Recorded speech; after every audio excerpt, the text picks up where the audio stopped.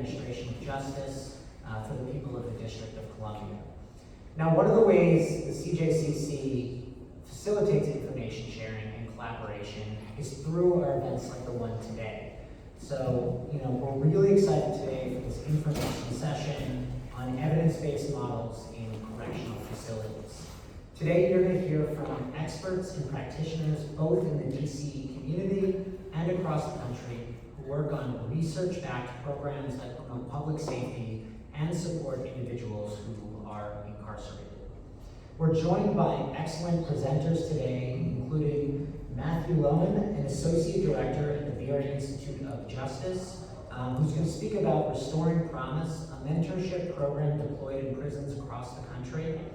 We have Dr. Brandy Reynolds of the Psychology Services Branch of the Reentry Services Division at the Bureau of Prisons, who will speak about Life Skills Lab, an innovative program at BOP. We have Valerie Coates of the Georgetown Prisons and Justice Initiative, who will speak about the success of the Prison Scholars Program here in DC. And lastly, we have Belinda Wheeler of the Vera Institute of Justice, who will speak about Unlocking Potential, a post-secondary education-focused program applied in numerous prisons. So just to give you all a heads up, after our first two speakers go and give their presentations, we're going to open up the floor for questions. That way we can break things up and we don't have you watching too many presentations over and over again without some interaction. So please be thinking about any questions you have for our speakers. And after that, we'll have our next two speakers go and we'll open up the floor again for some questions. If you have a question when the time comes, just kind of raise your hand or give a nod. We have two mic runners in the back there who will be able to provide you with those microphones. After the session, we'll ask that you take a quick survey. We've got some QR codes up here that you can download it quickly on, or we have physical copies at the sign-in desk if that's your preference. Otherwise, let's get started. Matt, please.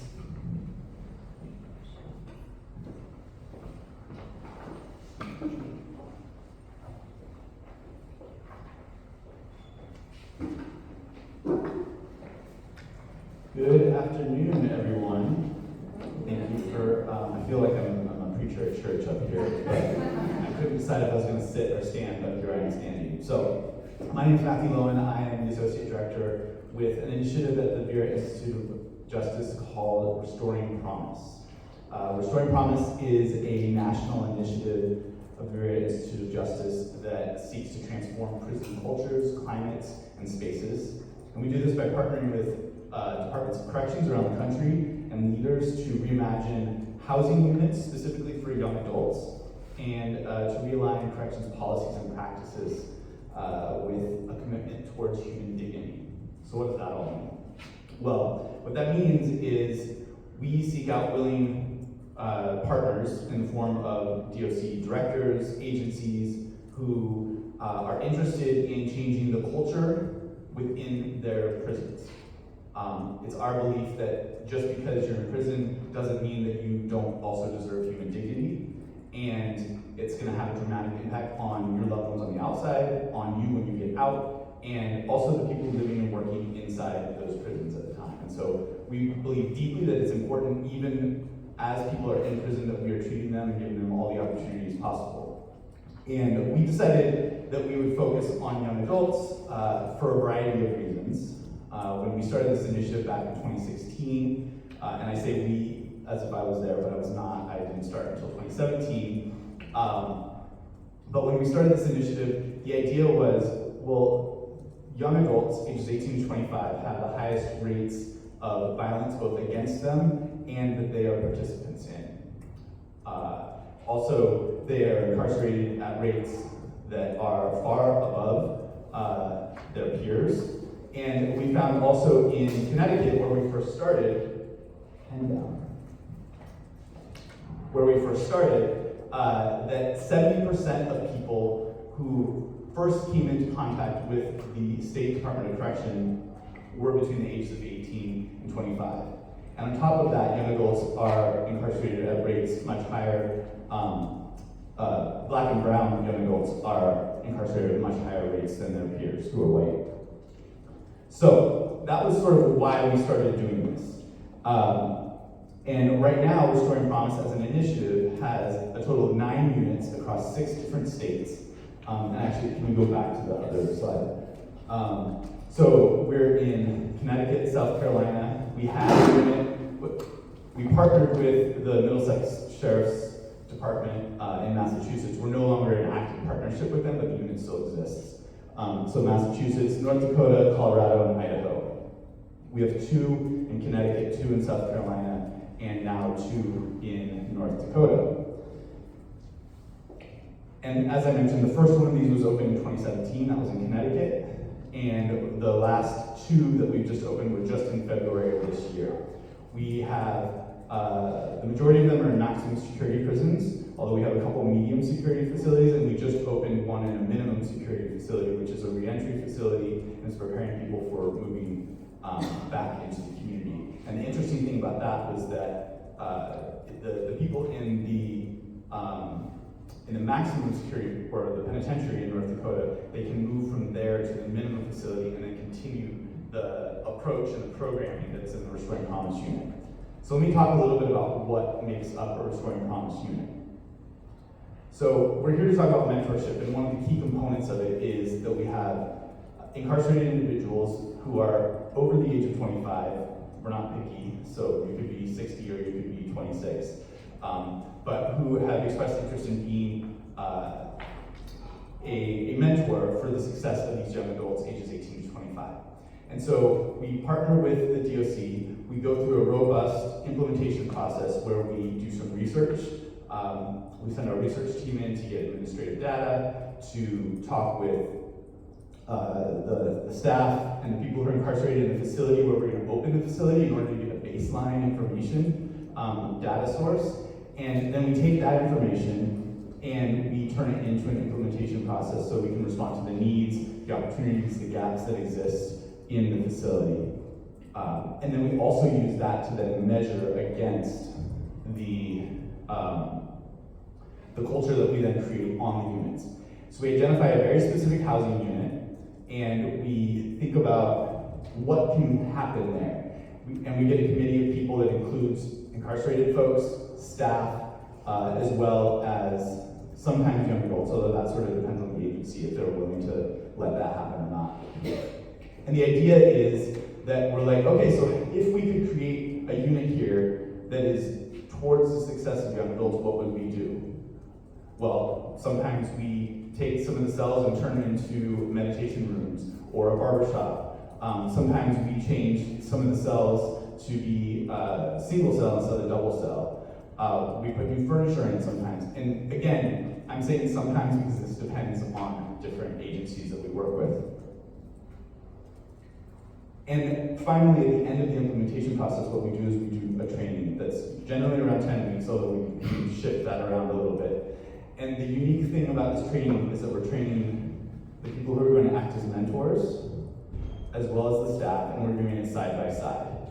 So not only are they getting the exact same training, they're doing it together. It's breaking down the walls that exist between staff and people who are incarcerated. And I think that's one of the most powerful pieces to our process that we use with Restoring Promise. We train on restorative practices, we train on conflict resolution, we train on some of our core strategies: cultural healing, family engagement, community building, equity. We have a whole section on the social historical context and sort of what brought about the prison industrial system, what it is for your specific agency system, and we have some really hard, tough conversations that also contribute to that breaking down of the walls between the staff and the people who are incarcerated. Because what ultimately they're going to be doing is they're going to be working together, hand in hand, to help resolve conflicts. Because one of the core focuses of our work is to not be sending people out of the unit, to not be writing them up for incidents, to be resolving those conflicts and incidents on the unit. I want to tell you a really quick story.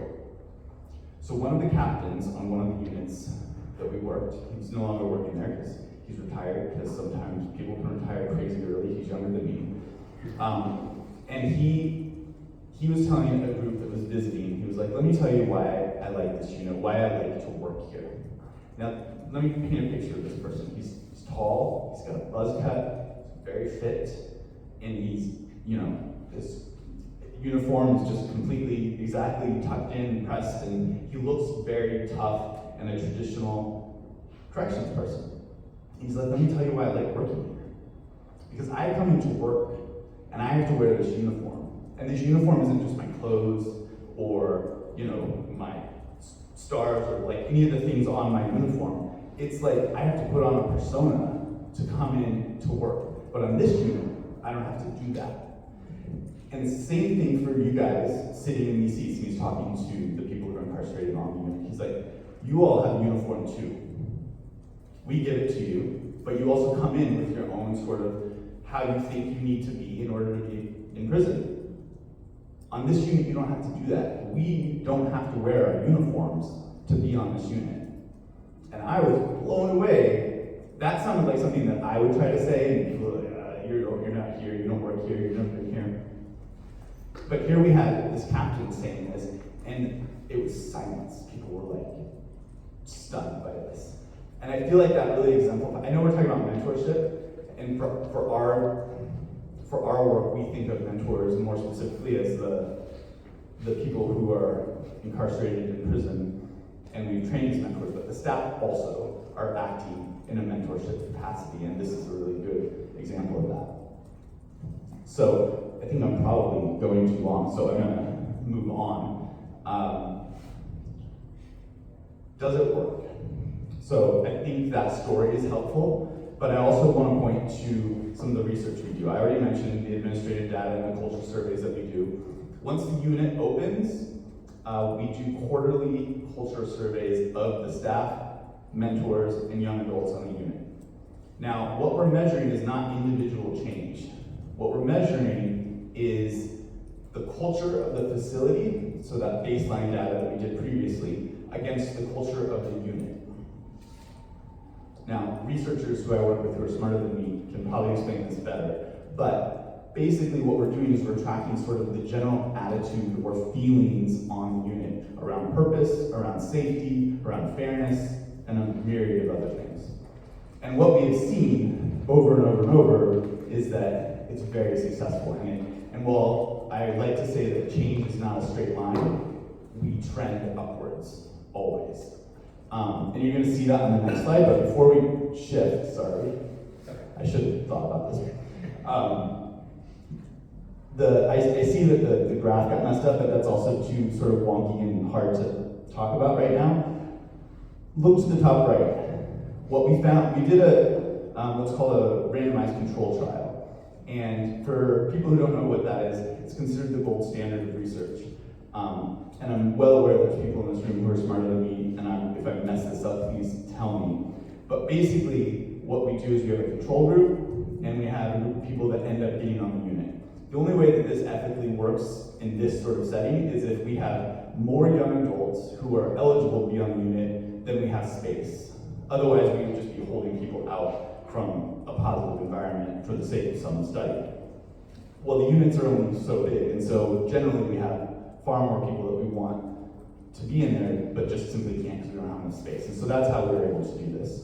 And we did it in South Carolina, which, it bears noting, is the state that we work with that has the highest rates of violence of all the states that we're currently working in.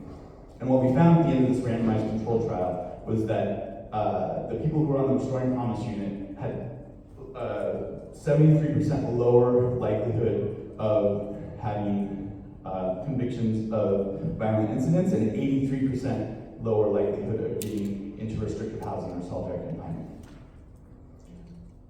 This was astounding to even us. Like, we believe that it works, we see that it works, we go into the units on a regular basis and we interact with the people living and working there, and we were shocked that we got such good results of this. And I'm gonna end with one story and then I'll be done. One of the mentors in the North Dakota unit, He'd been there for a while, and while he was incarcerated, one of his closest friends was killed. And at some point during his incarceration, it was about a year or two ago, he discovered that the person who was responsible for that was also in the prison where he was. And he had sort of this crisis where he was like, I believe all these things that I've been trained on, that I've learned, that I've practiced regularly, that I help resolve conflicts on a daily basis in this unit, peacefully and non-violently, and I don't know what to do. Long story short, he decided to ask for permission to meet with this person, to do what we'd like to call a healing circle.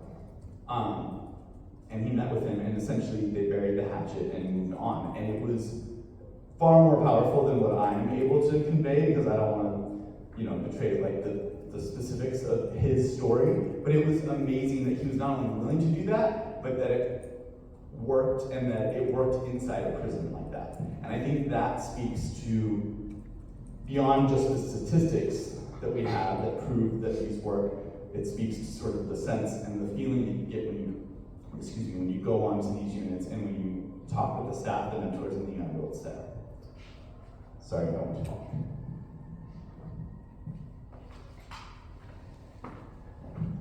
Thank you, Matt. I'm going to invite up Dr. Brandy Reynolds from BOP.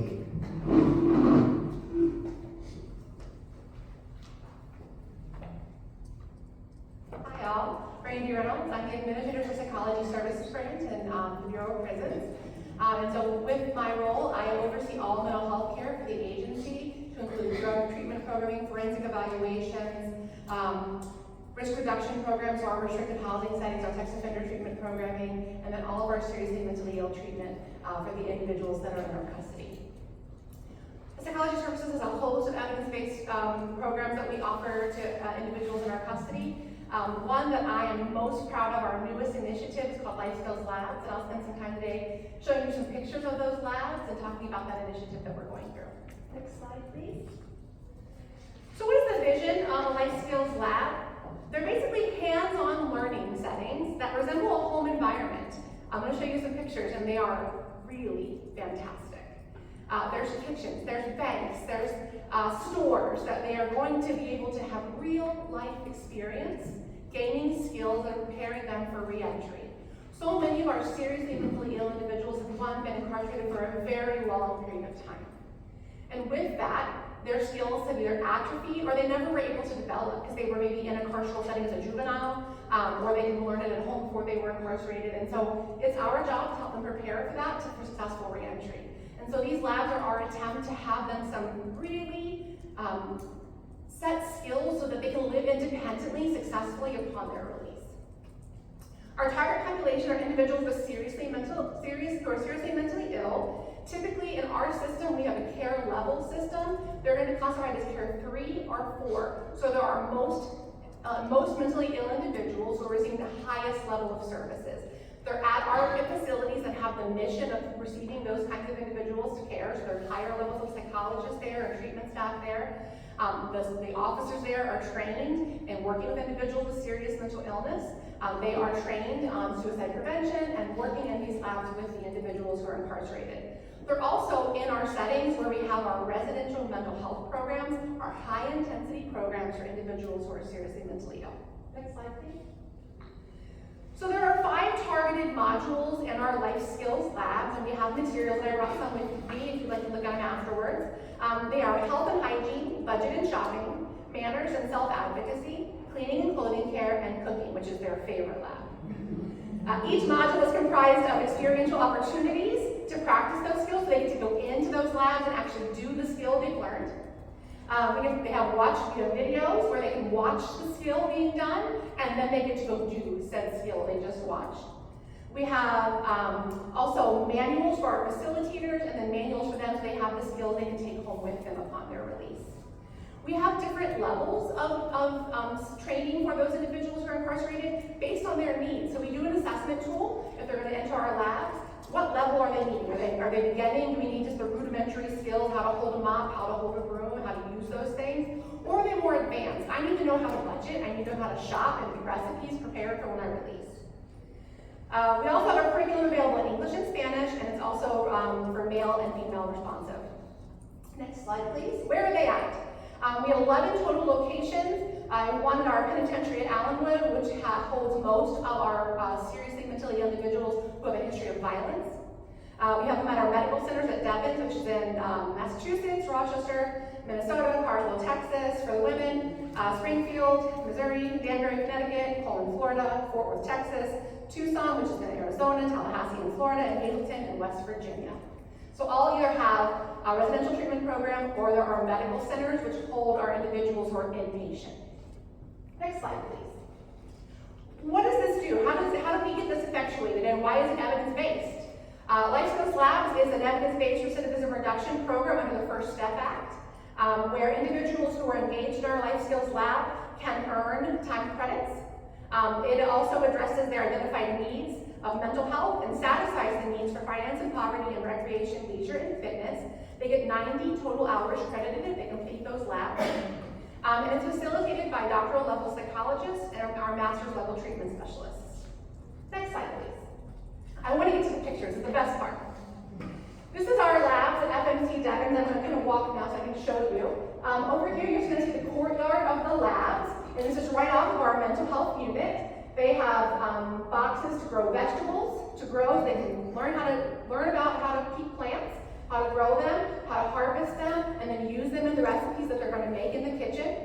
They have a fire pit. Again, socialization skills are part of reentry, so they're getting to have a fire pit outside to have that socialization skill. And then they have like tables and stuff that they can eat at once they've made their meals. Next slide, please. FMC Devens store here. You can see individuals are given points or credits to go into the store. They're learning how to balance a budget, track their purchases, read receipts, find sales, how to have those cost savings. They're given a task of the recipe they're going to make in that kitchen. They can go into the store, buy the items that go with that recipe, and then go back to the kitchen to make that recipe. It also is the budgeting part, right? We get to learn the money skills that they often don't practice. And these kitchens are, guys, they're impressive. They get to go into the kitchen then, and they get to actually learn how to use all of the top line things in most kitchens that maybe I don't even have in my kitchen at home. They get to practice those things so they can go home and have meals that are healthy and nutritious to eat upon release. I also have laundry care there. They can learn how to iron, take care of clothes, mend clothing, wash and dry that clothing. Next slide, please. At Springfield, this is again our medical center. So this is their kitchen and laundry combined. They all look different from the space that they had in those prisons. What's cool about Springfield is they have a locked mental health unit there. Individuals who are at higher risk to engage in violence towards self or others. So they often may not be able to leave that unit to come to the lab. So that part right there is a rolling lab. They can bring the lab to the individuals who are in that unit and they can still be engaged in those services. Next slide, please. This is Allenwood, again, our penitentiary that has our most mentally ill individuals who have that history of violence.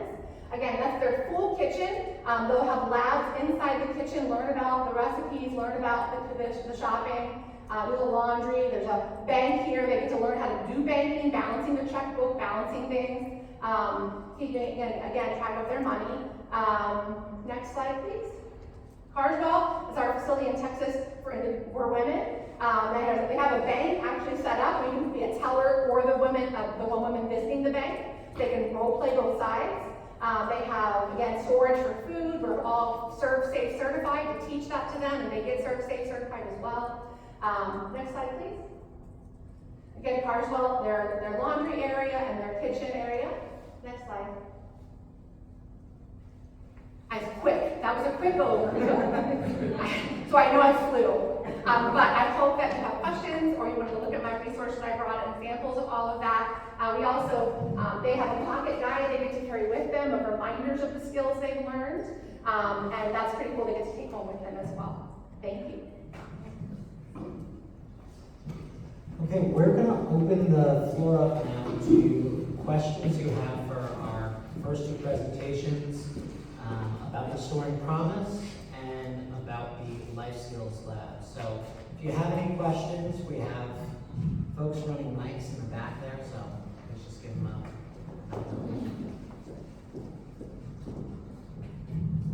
So I'm going to take up all of your time, but I have lots of questions around the life skills lab. Can we start with funding?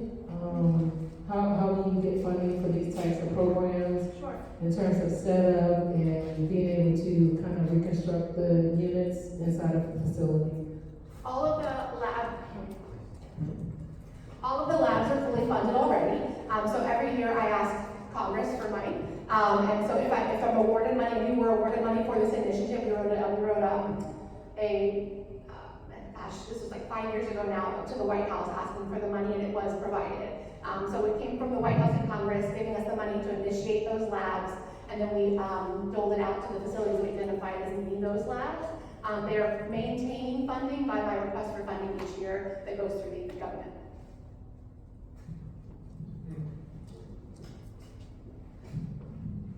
Hello. Great presentations. I love the work that you both do. I just wanted to ask a quick question in regards to, I guess, the requirements to join both of your programs, since they offer such impactful and, from what I've seen with the numbers, useful resources. I know that you mentioned, Maggie, that there are a subset that may not be able to access it. So on both ends, how do you determine which residents get those resources? So for our units, both to be a mentor and to join the unit as a young adult, you have to apply. Each state we work with, the application process is slightly different. We push states to not limit the availability. So one of the things, and I failed to mention this because I was feeling short on time, but one of the things that we do is we want to make sure that the group of people that's on the unit is representative of the prison population. So we can't obviously change with this initiative who ends up in prison, but we can make sure that we're not just, say, picking all well-behaving people, who don't have any tickets or whatever. And this is often a conversation we have to have with the DOCs, because the DOCs are like, oh, well, we know exactly who we put in. Like, no, wait, slow down. We think, and we have data to show that it doesn't matter who ends up in these units, they can be affected no matter what. And so, that said, there are generally some things that people will push back on, but it's usually very, very narrow, and it's state dependent. For our labs, our individuals, if they're housed at that facility, they're either in the residential mental health program, or they're at the facility that offers a higher admission level of care for individuals with serious mental illness, they're there. They can self-refer if they would like to be part of that lab, or if they're part of that residential unit, they're offered it regardless. And mental health care is obviously voluntary. You can't force them on anybody unless they're committed by the courts.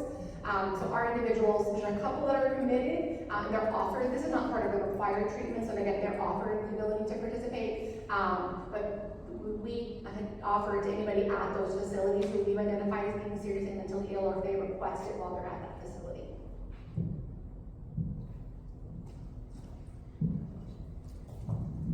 First, thank you guys for the work that you do. It's really impressive. The question I had is around the time frame. Like, how long are these programs, and are they like a month and within 6 months of being released? Are they for people who are in there for life? Can you elaborate a little bit more on that? And then also, do you have any workforce development programs, or are you doing animals, compassion development as part of that? So for us, with Restoring Promise, the mentors often have very long sentences. Now, not always, and that's not a requirement, although that was, so one of the things when we started was a lot of the literature suggested don't put younger people who are incarcerated with older folks, because they'll just teach them, quote unquote, how to be a better criminal. That was tons of literature that says that. The inspiration that we had came from a very gruff warden at Cheshire Correctional in Connecticut, and he was like, well, there's this group of lifers who's self-organized themselves. They've been meeting and planning, and they do all these things already in the facility. what if we tapped them to come in and act as mentors? And a lightning bolt went off for everybody, and a lightning bolt, maybe a lightning bolt, and it became the model for all that we do now. And so for those folks, a lot of them had life sentences. Now, a secondary, and this is not our intent, or we didn't even know that we could hope for this, many of them have now gotten out because there was a sentence modification bill that happened in Connecticut, and so a lot of them who had these like obscenely long sentences were able to have them modified, and so many of them have now gotten out. I think due in part to their participation in the Restoring Promise Unit, which is me not trying to take credit as much as they created what they had on that unit, and it created circumstances for them to like really get out, which is exciting. So, and then it depends on the facility. Sorry, I'm just gonna say it depends a lot. So for instance, the women's facility in Connecticut, they end up both having shorter sentences, but also because it's the only women's prison in the state, they also get pre-sentence folks sometimes, and so they'll be there, the young adults will be there for a few months and then get out. And then there's everything in between. For our program is not linear. Individuals often progress and then decompensate in their wellness journey. And so individuals can repeat the program repeatedly over and over 3 times they need it. As long as they're not harming other people and they don't have to be in their cells, they can come out with those labs.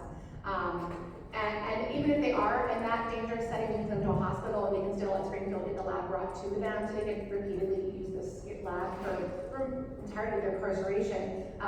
Like what you just mentioned, a large proportion of our folks who would be eligible for this have a very lengthy sentences. And so they are with us for quite a bit of time. In terms of workforce development, different programs we have are workforce development. We have companion programs that give peer certification, the actual certificate through the Department of Education, so they can come out and be peer mentors. Thank you. And then, so if I understood correctly, there's no time boxing. It's for their stay if they wanted to stay in the program. Is that right? Yes. So one hiccup that we run into, especially with the agencies, is like, well, what do we do with somebody when they turn 26? And so the conversation we repeatedly have is like, well, you know, we said 18 to 25 because brain development, but also your brain doesn't magically become an adult when you have your birthday. Also, it works, so why would you try to get rid of them? One creative solution that we've had, I mean, some of them just naturally move on to either lower security facilities and other programs, which is exciting and great for them, or get out. The other thing that we've done for people who aren't in that situation is we've created sort of a step program where as they've moved in to become mentors, because the mentors also transition out sometimes, and so that has been a really unique and wonderful thing to have somebody who was a young adult mentee on the unit turn into a mentor, and that's been a really good solution. So it's tricky. Some states are more interested in just keeping people around, and some of them are like, how do we move them out? How do we get this works? We want more people to have exposure to it. Right. And ideally, you would have like the entire population in that, right? And then the other question I had is, you mentioned some actually did get out. Like, do you have a way of tracking their progress while they're out, like those metrics? No. So I mean, we try to keep in contact with people that we know. Some of them want to stay in contact, some of them maybe want to stay in contact but don't. We do, however, have 2 former young adults from the True Unit in Connecticut who are currently on our team working with us, which is wonderful. We've also had a couple of interns of former mentors who've done the same. We are specifically focused on changing the culture inside the prisons, and so we're not a recidivism study. That would take a whole new set of skills, plans, and a team to focus in a different type of work. And so I hear what you're saying is like, but wouldn't it be great to stay in contact with them? There are informal networks of former mentors and young adults that exist, and that's so we can kind of keep in touch with them in that way, but we're not actually able to track them in a way that might be nice to do. Yeah. We're actively researching under the First Step Back as a requirement for the First Step Back to research all of our programs, our evidence-based recidivism reduction programs. Many of our programs are under research or planned to be researched in the next 6 years. And we're in the early discussion stages of a post-release study. For individuals, it's very early discussion. We've been in kind of what data would we want to mine, how would we mine it, but that's kind of where we're at right now. I think my question is about context, and I think, Adam, it might be for you, which is, as we hear about these great programs, what is DC's, is there an opportunity to bring some of these programs to DC, and what's happening with CJCC in that regard? I think that's a great question. I know one thing that we're gonna be able to talk about today is the Prison Scholars Program, something that's taking place in the DC jails. There's also the Young Men Emerging Unit, which exists right now with the Department of Corrections in the DC jail. That has a very similar structure to Restoring Promise. We actually have some folks from DOC in the audience today, and so I'm happy to connect you with them as well. And so we definitely have some programs that exist that look like this, but I just learned about this Life Skills Lab, for example. And so there clearly are more opportunities out there to bring to DC, and I think we're really excited to hear what they are. You know, I thought we got a great question about funding, how do we bring them here, and that's kind of the next step. All right, this is going to be our last question, and then we're going to shift over to our other presenters. Thank you. Thank you very much both for your presentations. This question for Restoring Promise. I was curious, there's some stuff you shared that made me think that institutions would want to do this, right? Staff like it, violations or not. I imagine there's also some obstacles. So, like, what gets them, if you can name a couple of things that seem to obstruct institutions from doing this? People don't like change. No, I mean, you're exactly right. There are people both at leadership levels and at staff levels who are like, oh, this is exciting, this is exactly what we need. I've worked my entire career and I wish I had had something like this at the beginning. And then you have people being like, absolutely not. I'm going to do whatever I can to make sure that this fails and doesn't work. There's also people who are incarcerated who are like, don't like it. And I'm not going to try to speak for them, but like you know, we also don't understand, we don't like what we don't understand sometimes, I feel like. And so because we are doing these pilot units in one specific unit and not the entire facility, it creates the opportunity for a lot of different rumors and misinformation to get passed around, which I think happens in prisons in general, but we see it happening on a regular basis with our units. And so one of the things that happens when we first open a unit is within the first few months, people are like, oh, you know, there's this rumor and this, and we're like, yeah, we've seen this before, this happens all the time. And so we try to take advantage of opportunities to educate and provide information to the broader staff and population inside the prison. You know, that it's helpful. It also just takes time.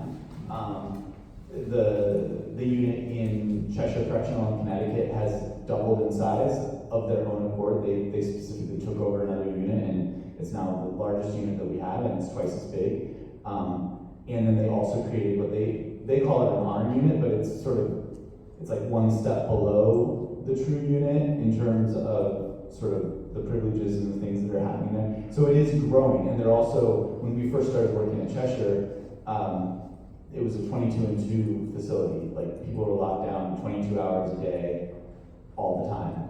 And so opening everything up and having people to be able to move around in the unit all day or most of the day was a huge shift. And so now that now it's much less than that. I forget exactly what the numbers are. It's still a maximum security prison, and so the majority of folks are in their cells much longer than I would like them to be, but it is shifting. It's going in the right direction. So it's slowly having an impact.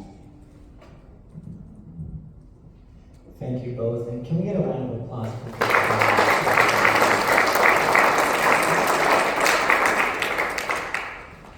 Next up, we have Valerie Coates from the Georgetown Prisons and Justice Initiative. She'll be talking about the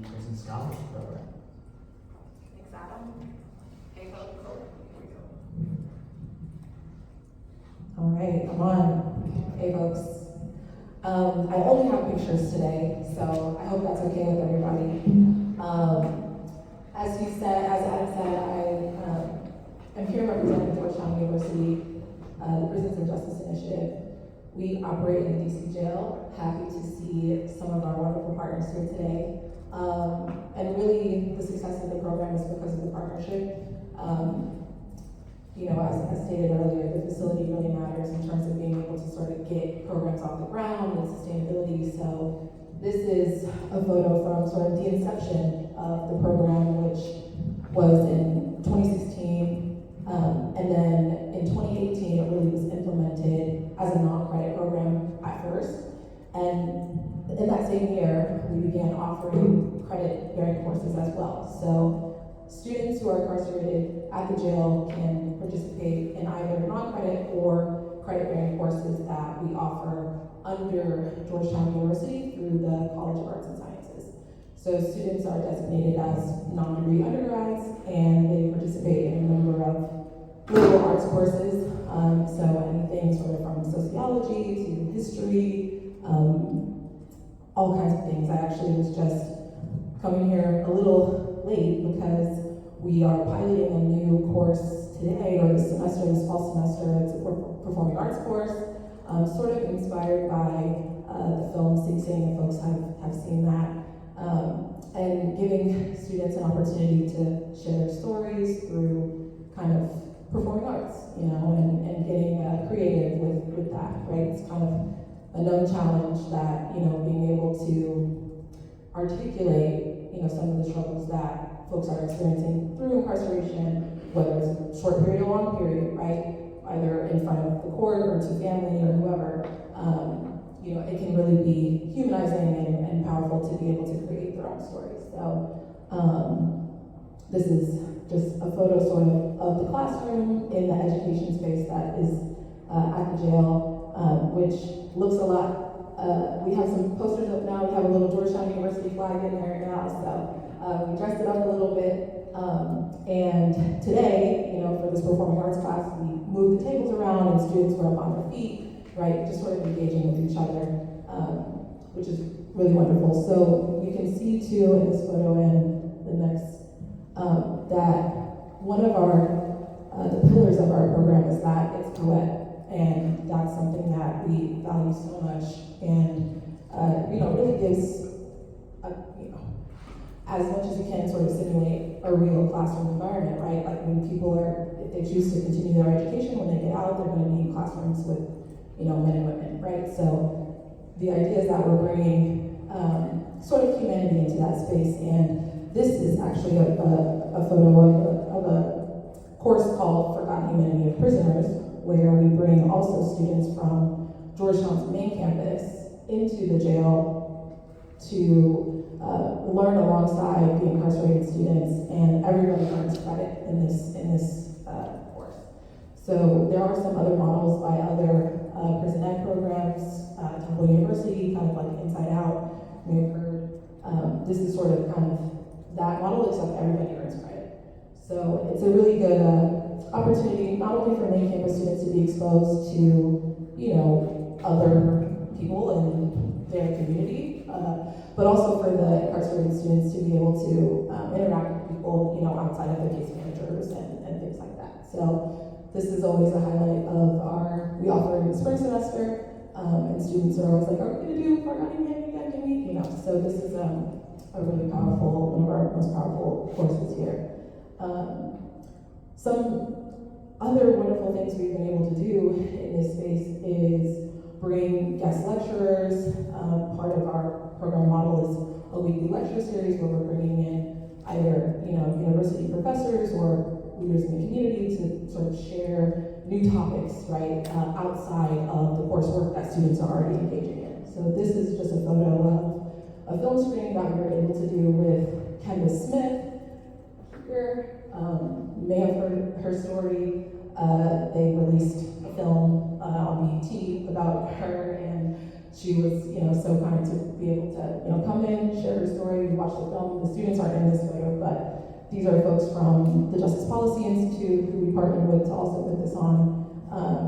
And we have another photo of another film screening we were able to do with a gentleman who now works for the university. He works on our team, but I met him when he was in Orange in this room, actually, and he was just a shining star, one of our scholars, and you know, he is now featured in this documentary called District of Second Chances, which he was also so kind to, you know, come in and guest speak, and we also screen that film.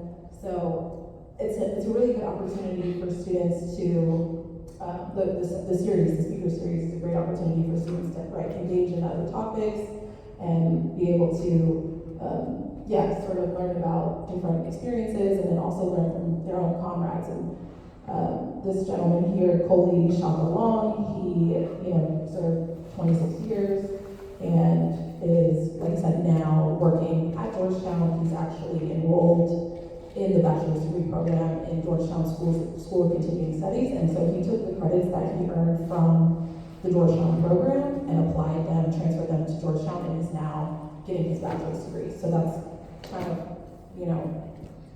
he's not the only one, I will say. Actually, if you go to the next photo, we have this other gentleman here, Tyrone Walker, who is our Director of Reentry Services, who also was in Orange and came from the Scholars Program, just got his bachelor's degree actually in the spring of this year, and is now enrolled in a master's program at Georgetown in public policy.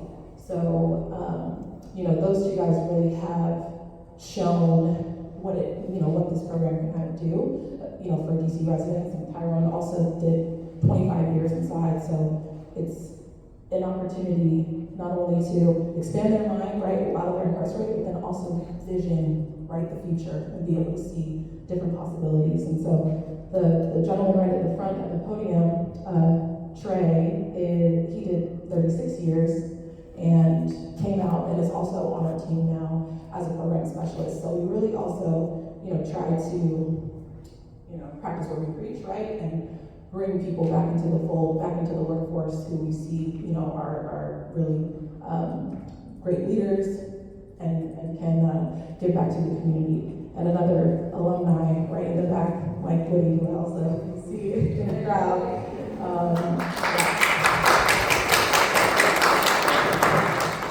Real stand-up gentlemen who really, not only show others, what it's like, but exemplify, on a day-to-day, like what it really means to learn and grow and change, the trajectory of their life. So,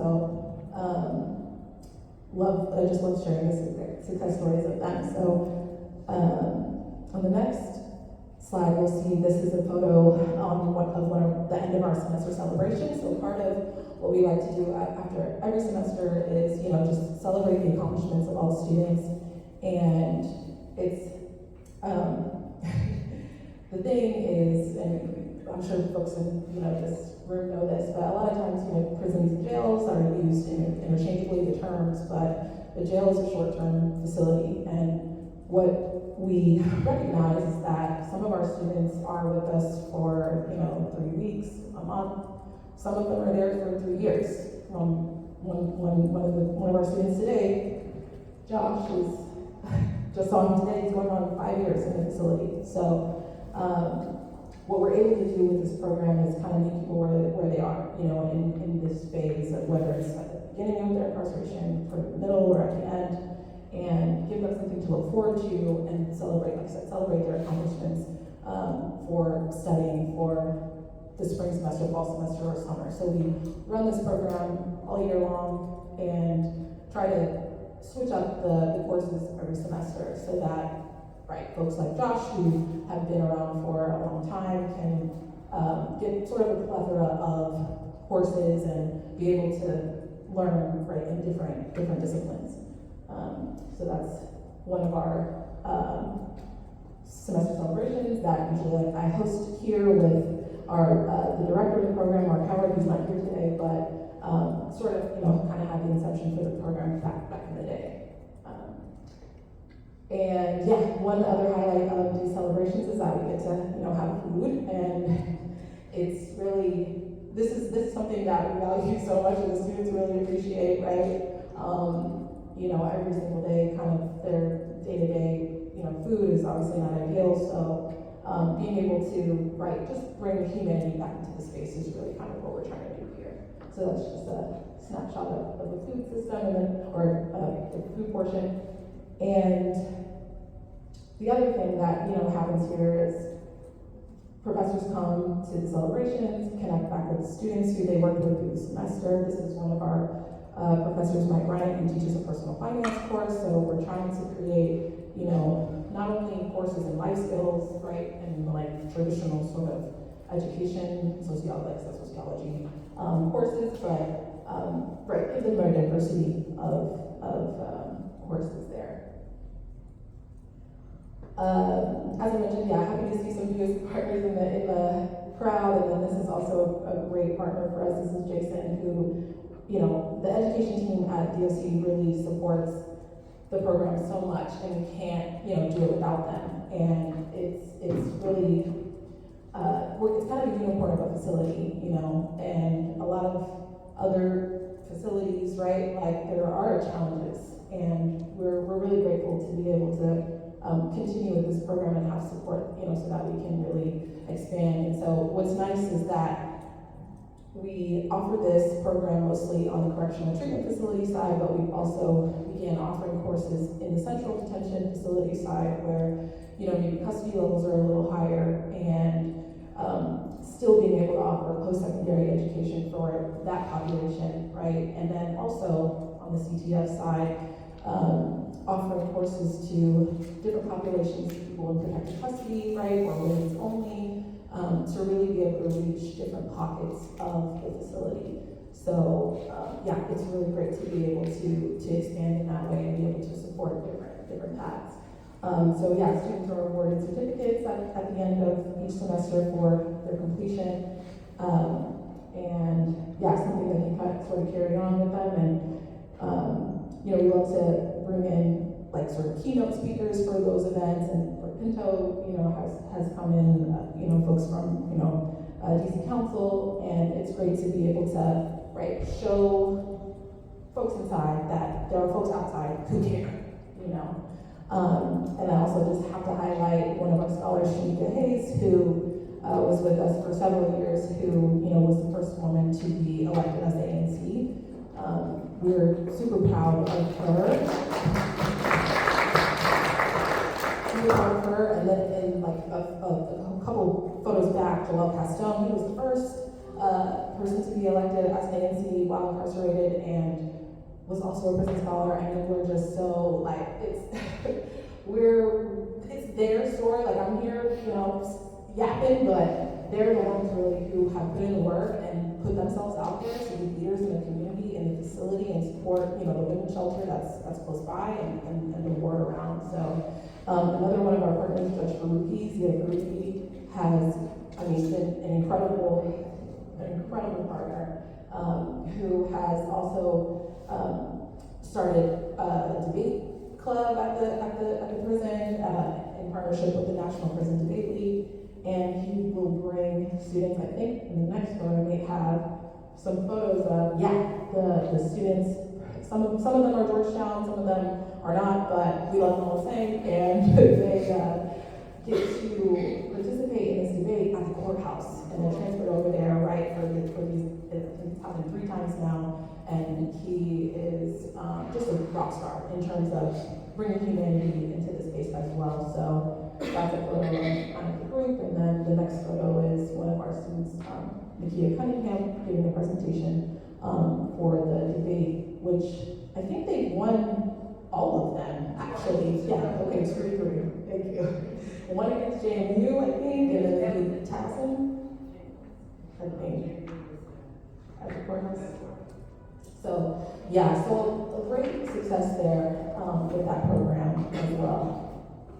And so I think this might be the last photo here, just of another more recent celebration.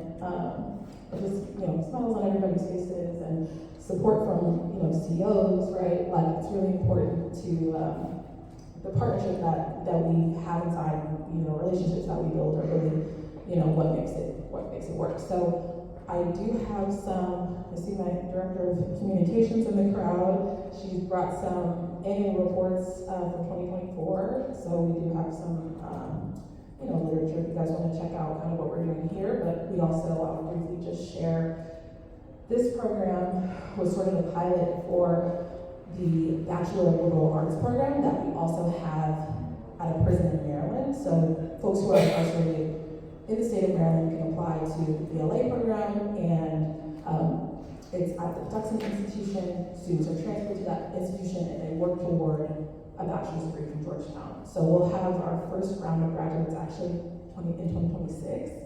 And it's a 5-year program, so that's something that we're really proud of. And then we have 2 reentry programs also that, are featured in the annual report, but one is the paralegal program, for folks who are interested in law, right, and who have studied up on their cases while they're inside. And then another is called the Pivot program, which is a business and entrepreneurship program, both for returning citizens. We also do some work in wrongful convictions with students on the main campus undergrad. And yeah, just really trying to attack the mass incarceration issue from kind of all angles, but mostly, under the umbrella of education, to really say, like, education is liberation. You can see it once you kind of are exposed to these things, you can imagine a different future. So, yeah, that's a little bit about Georgetown.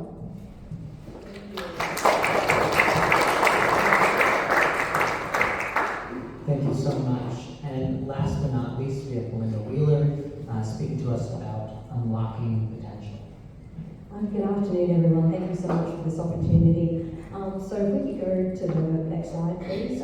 Just briefly, I know I've had a colleague from Restoring Promise just share a bit of information about their work. Just as the national overview of Vera, we're a national nonprofit that's been in existence for over 60 years. And we have a ton of different initiatives. So I'm on the Unlocking Potential team, Matt is on the Restoring Promise team. We have a number of different social justice initiatives. I will say we've also got this PowerPoint available with clickable links, so you'll be able to reach out and get a copy of this PowerPoint as well. But specifically, Vera's Unlocking Potential team has been in the higher education and prison space for over 15 years. And we are the approved technical assistance provider for both the Second Chance Pell experiment, which concluded after 3 iterations. The first iteration under President Barack Obama, the second under President Trump, and the third under President Biden. So we were doing all this work with over 200 colleges in the higher education and prison ecosystem, including Georgetown University, and helping them with different technical assistance needs as they were working through that. And we're now working with all agencies in the ecosystem with the Pell reinstatement. So that's kind of just a bit of background about Vera and unlocking potential. So for the next slide, we've got just a couple of data points that I just kind of wanted to ground us in when we're specifically talking about post-secondary education in prison. It really is an evidence-based tool, and if you already know some of this stuff, I apologize that I'm preaching to the choir, but I just want to make sure that I give some of this overview. We know that it reduces recidivism for every course, every degree program that someone earns while they are incarcerated. The recidivism rates decrease dramatically, and we've got this statistic here that people who participate in post-secondary education have a 48% lower odds of returning to prison than those who don't. So we know that there's value added there. For taxpayers, it saves money.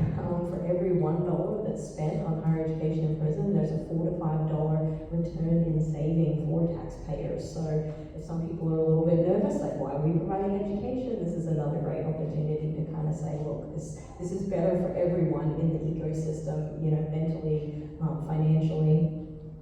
Facility safety, I know a couple of colleagues have mentioned this as well, but for the higher education and prison spaces, they're safer spaces. From the COs, to the students, they want to be in this space. It is a safe space. We see a lot of people kind of take down some of those. I know Matt had shared, you don't need to have all those extra layers that you may normally need to have inside of, correctional space to succeed. You go go into that classroom in the facility, many of which look better than some of the classrooms that I used to teach in my career. And you know, everyone's working together. And we have seen actually throughout the country, sometimes not only are these colleges working with the students who are incarcerated, but a lot of the colleges have actually extended that to the corrections officers, and that most of them, depending on their salaries, may qualify for full Pell Grants themselves, or partial Pell Grants as well. So we've seen some programs where people who are employed by corrections are in the same classroom actually taking classes alongside people who are incarcerated. So that can really transform that space in the classroom, but then outside the classroom, just kind of really changing that atmosphere. And then with our other 3 points that I just wanted to mention, the transformation. It's obviously, you know, it's pretty obvious there, but we've heard from people who are incarcerated that just say being in this space, being in these programs really helps them rethink about themselves, you know, like how they're seeing themselves, how they're seeing their, you know, relationships with other peoples within the facility, but then also with family and loved ones. And we often see people who are incarcerated are talking to loved ones in different ways than perhaps they've had that opportunity before. So if they have loved ones on the outside, children, for example, you know, a kid is, you know, like, hey dad or mom, you know, like, I'm struggling with this, you know, this problem for my class. And then mom or dad can be like, you know what, I'm just kind of struggling with some things, or having some good successes in my classes too. So some of those just different natural kind of communication that is happening. So we see that, you know, not only is the student who is taking classes on the inside, are they getting a return on investment, but their families on the outside are getting that return on investment. Racial equity, I know a number of colleagues have already spoke about this as well, but post-secondary education program really provides that upward social mobility. My colleague Matt had talked about people of color being disproportionately represented on the inside, and making, you know, post-secondary education programs available has been a valuable kind of avenue for future opportunity that they can see for themselves and their families post-release. And then improved re-entry outcomes, which is a big part of what we're talking about here today. You know, people who participate in post-secondary education in prison, they do see advancement with employment rates and wage increase for themselves, which is great. So that's just like a little bit of context that I wanted to provide there. I wanted to also provide in this slide here just a little bit of the work that Vera had done with the Second Chance Pell experiment, which ended in 2013. And I want to give a shout out to my former colleague Nilu, that is with the team that is putting this on today. She was one of the major people that finalized the report that we did for the Second Chance Pell experiment and all the work that we've done here. But during the Second Chance Pell experiment, we had approximately 200 colleges from around the country provide college and prison programs in 48 states, the District of Columbia and Puerto Rico. A couple of data points that I wanted to share. Between 2016 and 2022, there were almost 41,000 people who were incarcerated, unique students enrolled in post-secondary education through the Second Chance Pell experiment, which is amazing in general, but when you remember COVID as a big part of that, programs are still happening despite COVID. These students earned approximately 12,000 credentials during the Second Chance Pell experiment, which is really phenomenal. In the 2021-22 financial year, we had colleges offering 327 different credential programs in 293 facilities around the country. And a shout out to the Federal Bureau of Prisons that's also represented here. 9 Federal Bureau of Prison facilities participated in the Second Chance Pell experiment there. As I've mentioned earlier, Georgetown being a big part of the work that they've been doing in the DC jails as well. So with the next slide, just wanted to provide just a little bit of extra information as we're starting to go more from the national down to more of the local. But one of the portfolios that I manage at Vera is the Federal Bureau of Prisons portfolio, and we've been working with the Federal Bureau of Prisons as well as the DOCs around the country and island territories around the world to grow their college and prison programs, to help them with quality in a lot of different ways, including highlighting accreditor recommendations for colleges, and to create a PEP approval pathway. I've been working with Central Office, the education portion of the Federal Bureau of Prisons, and they've almost doubled the amount of, because now everyone's going from second chance Pell to this prison education program format, so they're working to double that. Next slide, please. I'm almost finished here. So as we are moving from that second chance Pell language to the prison education program language, any college that wants to provide Pell-funded programming to people who are incarcerated, so credentials, and using Pell to pay for it, they must become these approved prison education programs. So one of the questions that the audience had asked before is like, how are people, can they get, how do people get in this? How do they qualify? Well, for the Pell-funded programming, any person serving a criminal conviction who would otherwise qualify for Pell grants, regardless of their sentence length or conviction type, can be a student.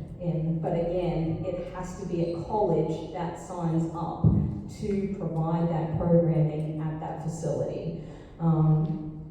Another thing I wanted to point out, while it says prison education program in the title, it's beyond just prisons. It can be jails, it can be federal facilities, penitentiaries, work farms, juvenile justice facilities. Another thing I wanted to mention with regards to re-entry, in addition to the colleges that offer to run prison education programs, in addition to the high quality education that they must provide people who are incarcerated, they also must provide academic and career support, and they're required to offer re-entry support. That's one of the things that they have to check in that box as they go through a 3-step approval process to become an approved PEP. So that could mean that the college itself could be providing re-entry support, but it also, a couple of colleagues have talked about communication and partnerships, partnering with non-profit organizations in the community that do re-entry work, and also doing that in partnership with corrections, obviously, because the people are currently incarcerated there, so kind of working in that ecosystem. Let's see here. I just also want to mention 2 models of examples of re-entry efforts by colleges that have been very successful. Lee College in Texas, which actually also underscores what was mentioned here with Georgetown.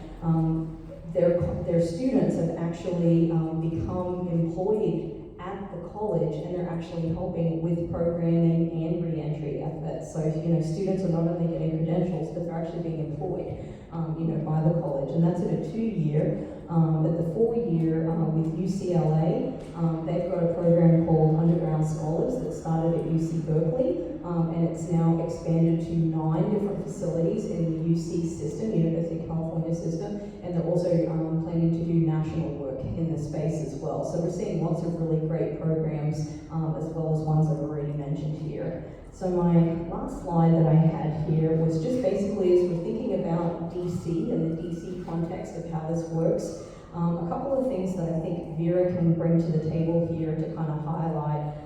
It's important to offer flexible credentials to the students who are incarcerated that align with DC high demand jobs. I think that's really critical. One thing we also have to be aware of is that if someone is a DC resident and they end up being incarcerated in the Federal Bureau of Prison system, they can be moved literally to anywhere in the country. I think it's important for the college to be, as they're having conversations with students, particularly in the Federal Bureau of Prisons context, to kind of ask them, well, what are your life plans? Where are you planning on being released? What are some credentials, that we think that you think might work for you? Are they high demand, credentials that would work for you post-release and not only get you a good salary, but, also enables you to, save some money, but also so that there's opportunities for advancement in that career for you kind of post-release. And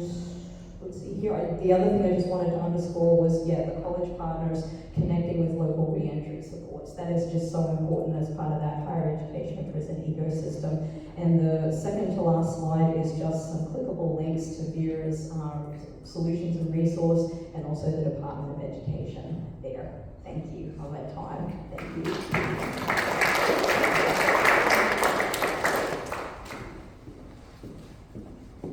Thank you both. We're going to open the floor now to questions specifically about the Prison Scholars Program and also Unlocking Potential. We have our mic runners running around as well, so if you have any questions for our panelists, please just let us know. It was a great presentation as a Georgetown graduate. I'm happy to be there. So I have a quick question. So I know that you mentioned the use of Pell Grants as well as the focus on those that may be incarcerated, specifically in DC jail, having considerably, potentially shorter stays with you guys. How is that bridge made for them to continue that education? As well as, are there any scholarships offered outside of Pell Grants to continue that forward? Okay, yeah, thanks. Yeah, that's a great question. Specifically for the Scholars Program, it's actually not Pell funded because it's not a degree granting program. So we're unique in that way and can sort of boutique the offering. So, to your other question, some students are there and they are really passionate about education and want to continue their education when they get out, but there are so many different challenges that people are facing, during their re-entry. Sometimes that's not their top priority. So what we try to do is just support students through the re-entry no matter what. So we do have, some grants for sort of, emergency assistance and sort of helping people get back re-entered into society. And then, if people do want to, specifically for DC, continue their education like at UDC or PG, CC or, local colleges, we just try to kind of help them identify things that are most appropriate for their kind of case. And to the bachelor's program, because of the PEP requirements, we do have a pathway to Georgetown University, but we also have a pathway to University of Baltimore for students who are coming out of the bachelor's program. But because of, if someone earns, let's say, 6 credits or something, there are different thresholds depending on the institution as far as can you transfer as a transfer student, or do you do your first year, right? So it just depends on, it's really case by case basis. But we are, creating different kind of solutions just to try to support, in any way we can. Yeah, it's a great question. Yeah, and I'll just piggyback off that. One of the things I really love about Georgetown's programming that they're doing is that they're meeting students where they are, so they've got some programming that doesn't include Pell because of the logical reasons that they've explained. It doesn't lead to a credential because that's where the students are at that particular time, but then they've got the bachelor's program that they're not currently a PEP, but they're going through that process to become a PEP. And to get to your question about, post-release and things like that, part of that 3-step application that any college needs to go through, it's basically the college has to apply through to the corrections agency. Once they get approval from corrections, then they have to get approval from their college accreditor. Once they get approval from them, then they apply to the U.S. Department of Education. And part of those applications ask questions like, what is your re-entry support? What are your plans to help students? Can students continue their degree? They may not have completed their credential before they were released. Will the college make sure that the student can continue post-release? And that's a requirement. So to get to your question, which is really great. In Second Chance Pell, we had a lot of colleges. Most of the colleges were just naturally letting students complete post-release, but there were a few bugs in the ointment for a couple of places, and we learned from that. So we made sure that the regulations mandated that, look, just they're a student of yours when they're behind the wall, they're going to be a student of yours. Yes. Yeah.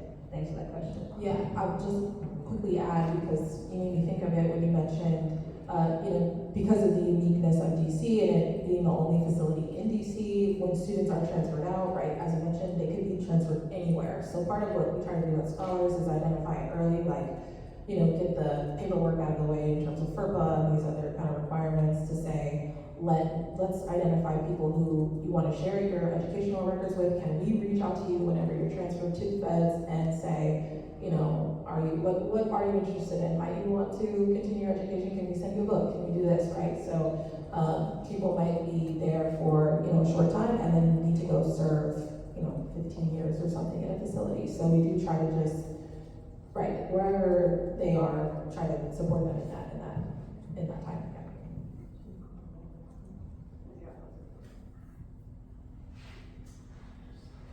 Quick question, how many fully approved Pell, PEP programs are there in the country and how many are there?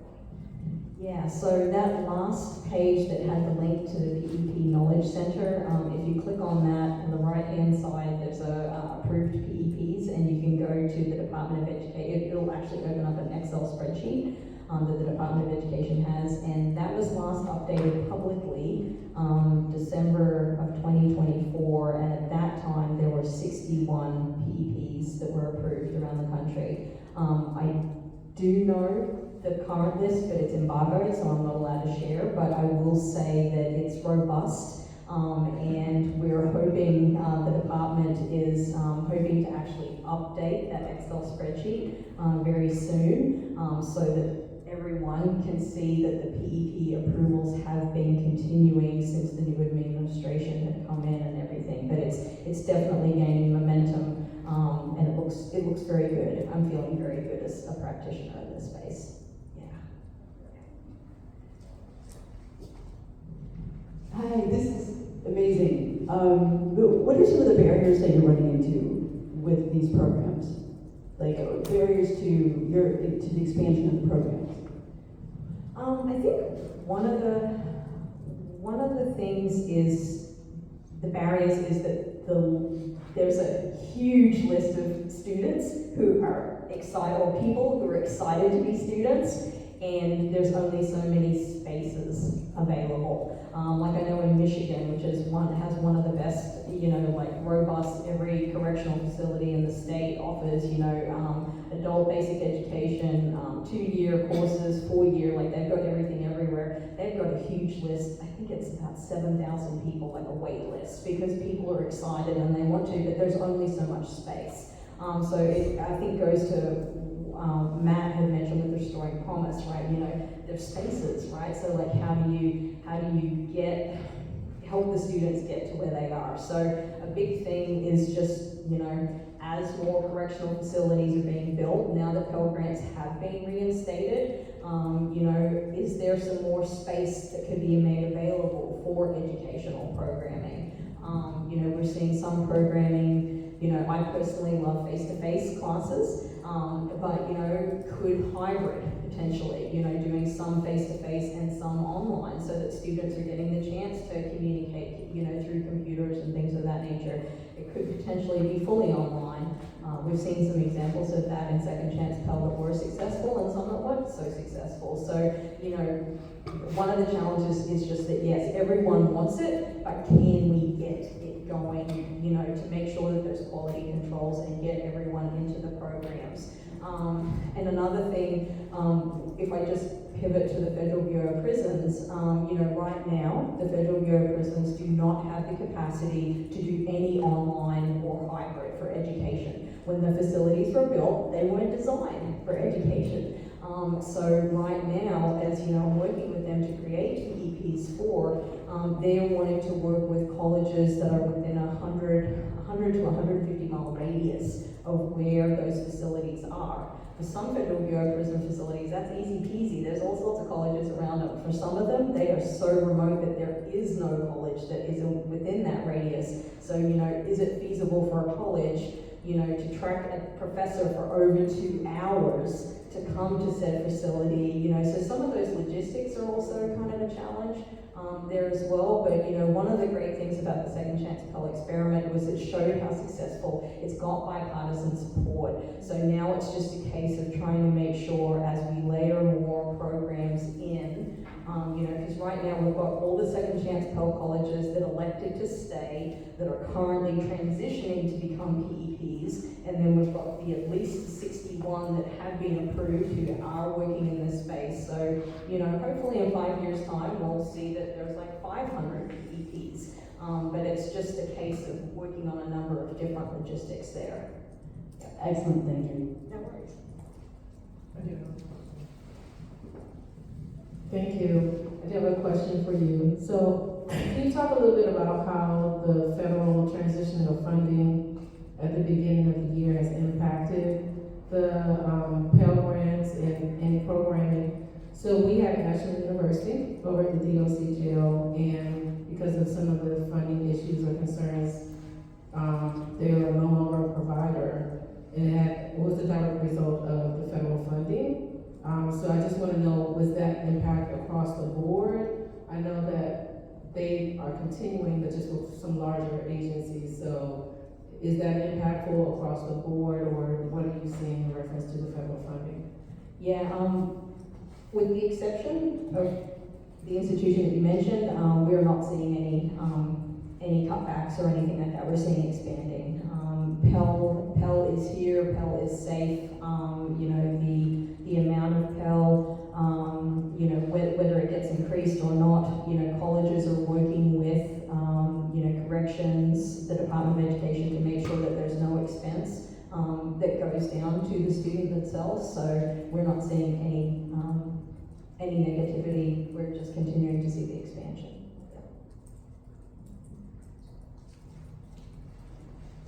This is going to be our last question.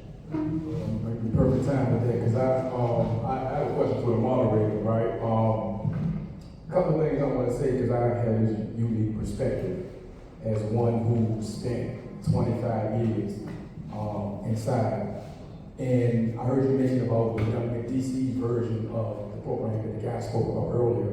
So I was one of the founding mentors,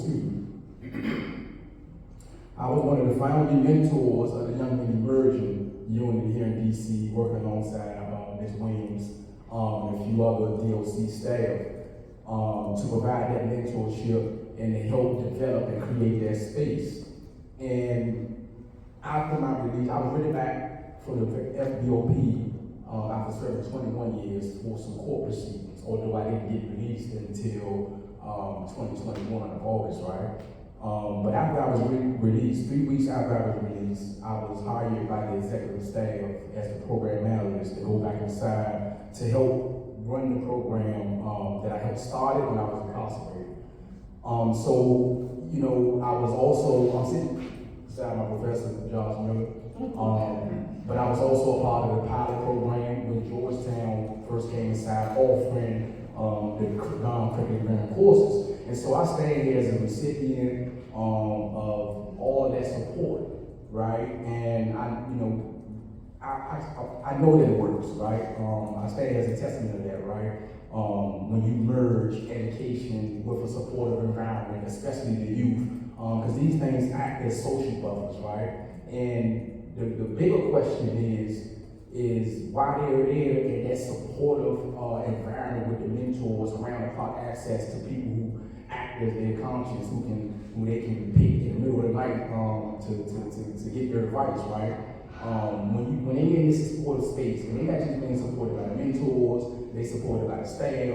I remember one story where one of the correctional officers were transferring, and the young guys like literally rallied around him, and the officer broke down because he had to part ways, because of the camaraderie that was built, because of the brotherhood, because of the community, right? Because of the community, in spite of the carceral space, it was a community. You're talking about daily interactions between people at the end of the day. So they were able to see past what we were in, right? Because remember, I helped found the young men emerging. So I was there as an incarcerated individual for 2 years. And so I was able to experience and see from varying perspectives.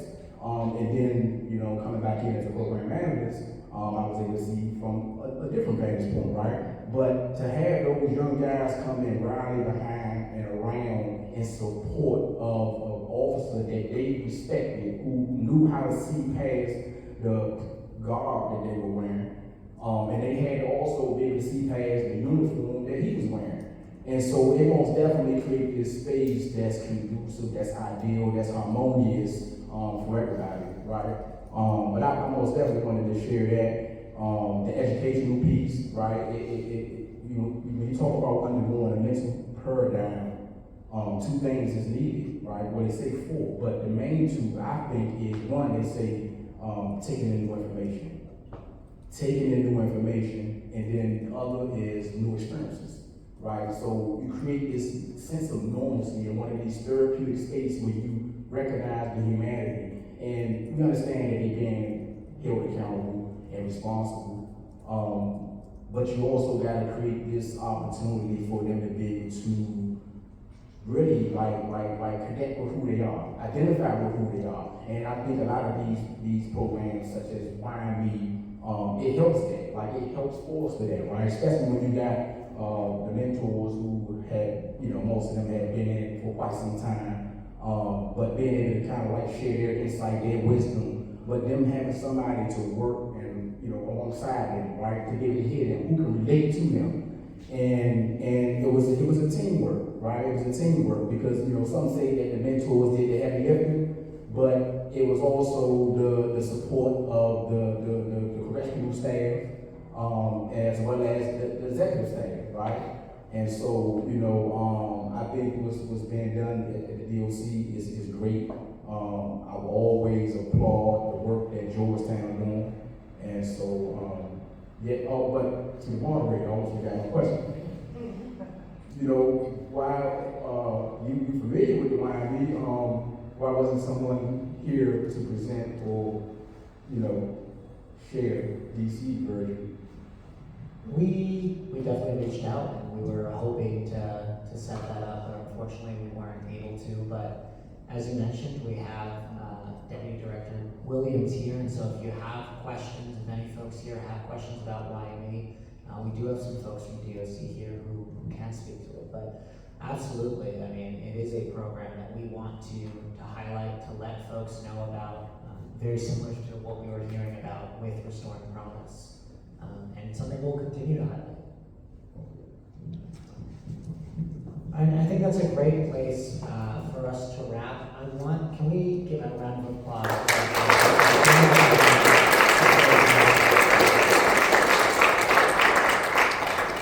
Thank you all so much for attending today, asking great questions. One last small thing that we would ask is we have a survey for our events. It just lets us know how we're doing, what kind of events you all are looking for in the future. It's not up on the screen anymore, I'll get it back up there, but otherwise we have a QR code around here.